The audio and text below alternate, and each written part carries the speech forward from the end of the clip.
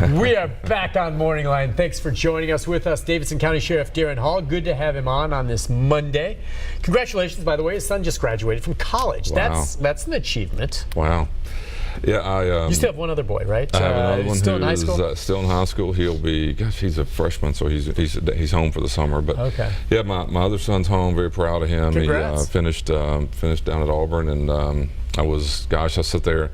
I got emotional just sitting there watching it, and to be honest with you, it was about him, of course, but the truth was just that time in life, and I remember being there, and I got caught up in that whole thing, and it was an emotional day, and I don't know, just very proud, but also just reflecting on. I can see the same thing. I mean, hopefully my son, who's going to head off to UT, it's going to be 4 years. We'll see if he graduates. But, but anyway, I think that's why I'll be proud of him. But at the same time, get caught up in the same thing. Just remember in college, folks, if you went, it's not for everyone, but it's a blast. It is. And it's a wonderful experience. It is. It's a learning thing. So anyway, congratulations. Thank you very much. Let's go to Richard. Hi, Richard. How are you? Good. What's on your mind? Couple of questions. Okay. One, I'm curious about what the Tennessee laws are with regards to transporting and keeping firearms, case in point, in my car. If I'm going from point A, like from Murfreesboro, to Chattanooga, saying that I don't have a carry permit yet, how do I transport? And what obligation do I have in the event that I get stopped? I'm a person of color. I'm 61 years old. I'm not really interested in telling any officer or anyone for that matter that I have a firearm in my car. So I know how to deal with that question. No, I'm not going to answer your questions, but in particular, what are the laws about transport? Okay, and where do you keep yours, by the way, when you do travel?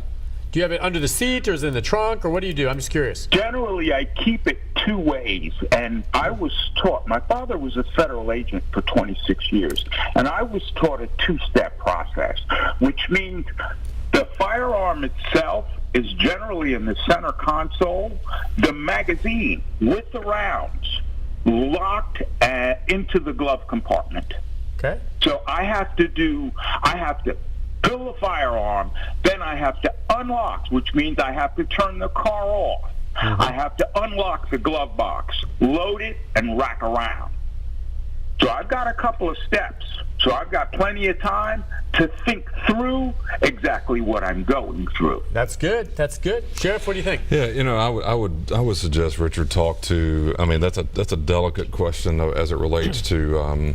The transporting issue, and I heard, I think, parts of it. I think I would communicate with where you are in your county, whether it's the police department there or I guess you said Chattanooga maybe, but I would think that it would be a state law as opposed to county having that much of a say, because then when you go across county lines, it's like.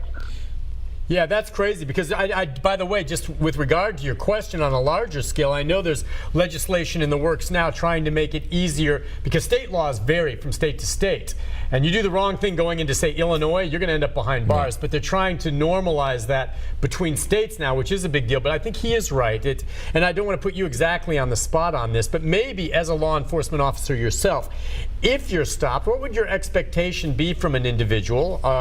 If they do have a vehicle with a gun in it, would you want them to let you know? Not that it's out. If it's safe in the trunk, is there any reason for him to have to tell you it's there, unless perhaps you've asked him for some reason, which he doesn't have to answer, I guess?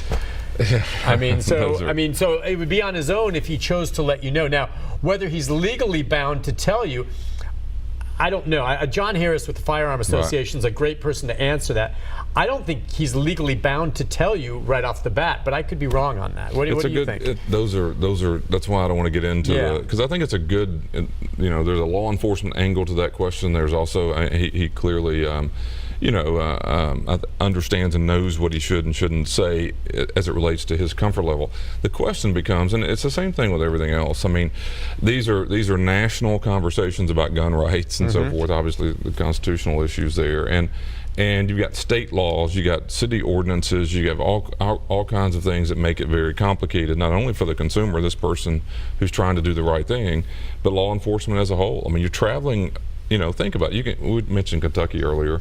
I mean, look at the law changes that are in that state to Nashville. I mean, for example, and you can be there in 40 minutes, you know, and you take off out of here, and I think I used to always ask this question: what if you leave Indiana on a motorcycle with no helmet and you hit to Kentucky and would you pull over and buy one? I mean, you know, how do you know? Are you expected to know all that? Well, you are, but I'm going to Florida where I don't have to wear a helmet.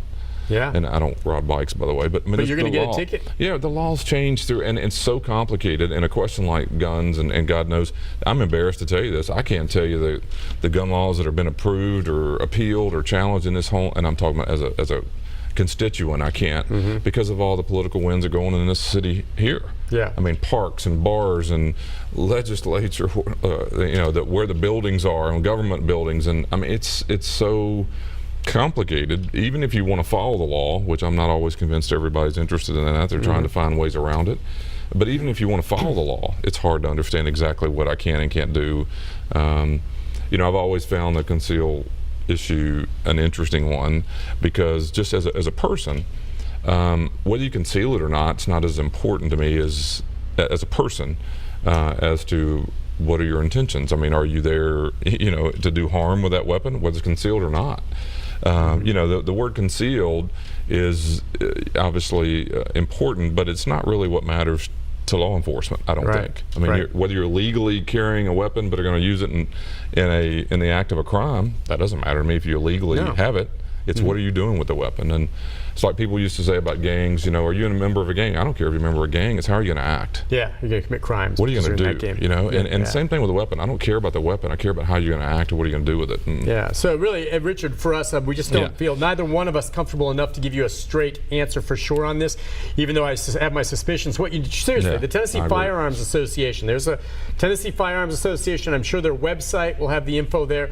John Harris is the executive director of that, and he knows that inside out, and it's based here and you know what, I think in a lot of places you can even check with law enforcement and they would tell you. And again, the sheriff here is, you know, manages the jail. It's the police department here that you know, would deal with it when and they the highway pull you patrol over. would be a really good one. They're pulling people over on the interstate. Any one of those. Really so just to be sure, check on your own on that to see. But yeah, as he says too, as a man of color too, he has concerns, extra color concerns based on what's happened across the country. So I think it's good that he's asking the question. Me too. Appreciate it. Let's go to Grady. Hi, Grady. Good morning, Nick and Sir Paul. Good morning. I want to wish you both Merry Christmas, Happy New Year. I think you're doing a wonderful job. And I think the deal with the toy store is wonderful. And hopefully the new jail will have the facilities to deal with the health people that have mental health problems. And General Hospital, I got to say that would be cost effective to keep that thing running, you know, for the population that's less fortunate in town. I'll hang up with y'all's comments this morning. Merry Christmas to you as well. Do you deal Grady. with the general? I know we talked a bit about this. There was a big article that I really took the time to read in the Tennessean this past weekend, trying to get a handle on this big issue. And there really are two sides to this. A lot of people say, well, you're just going after the poor, you're shutting it down. It comes down to how it's being managed and if you're convinced that the money's being spent properly. Because the mayor's not saying, well, let's just shut it down and forget about the poor that deal that. She's thinking about if we do this, then we'll have to find a way to get vouchers and types of monies that would be available to finance these people going to other hospitals and to pay for that. Now, how you're going to do that and whether that'll work, I don't know. But there are questions about the management and how much and whether it's been done properly. And the management currently now says, we're doing the best we can and we need more time to make this work. But I can see both sides to the argument. My main concern is making sure that there's still a place for the indigent to get care. But I'm not so sure it's just like, well, leave the hospital alone and make no changes. I mean, the mayor's not stupid, and she's not anti-helping these poor people. So there's got to be something here that is a huge financial drain that she just doesn't think is working right. Okay? Because it's not in her nature to be, she's not some big heavy-duty conservative maybe that just, oh, to heck with them, you know? I mean, she's not. So I give her some credit on, well, what is she seeing here? And that article, I thought, gave me some insight into it. And I'm not exactly sure where I stand on this now. Initially, I was like, no. Now I'm not so sure. Yeah, you know, I don't know enough about it either. I've been around Nashville a long time. My dad was in the council when they moved General to Meharry. It was a huge controversy back. Used to be over off of First, and I remember the big controversy back then. It was a big deal. But this is a different situation. And again, I don't claim to have inside information. There's a couple things about it though that I think are worth thinking about. That if you think management's a problem, if you think the coach isn't right, then you get rid of the coach. I mean, I don't want the Titans. I don't feel like our coaching did really well over the weekend, by the way. I don't want the Titans to move. I don't want them to get out of football. Because our coaching isn't. Then you address the issues there financially. If that's the answer. If that's a complaint. If you don't believe it's being managed correctly, then you go get someone who can manage it. That's my opinion.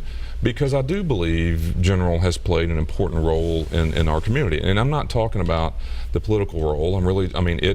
We operate, we're a very small part of this. It is where the inmates go for most of their care.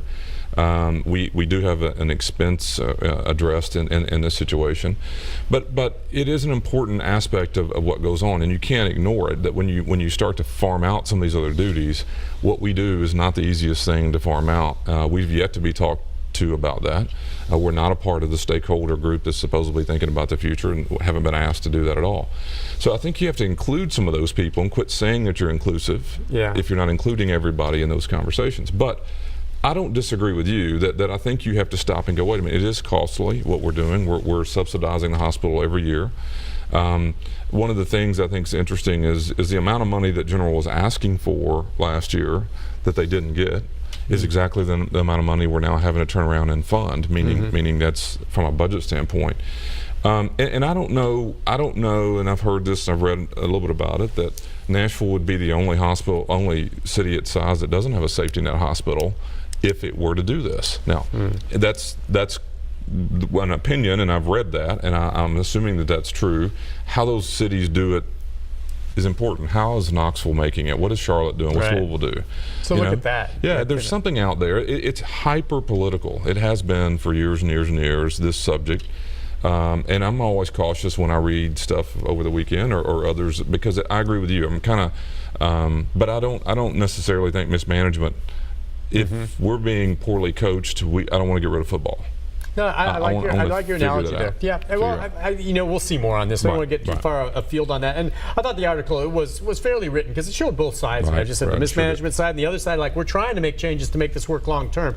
So both sides have good arguments. But I do hear this, if it's management, if that's it, and I know that's a big if, you don't just get rid of the Titans because the coach is not doing a good job. So we'll take a break. When we come back, if you're on hold, stay there. More of your phone calls, our final segment with the Sheriff right after this.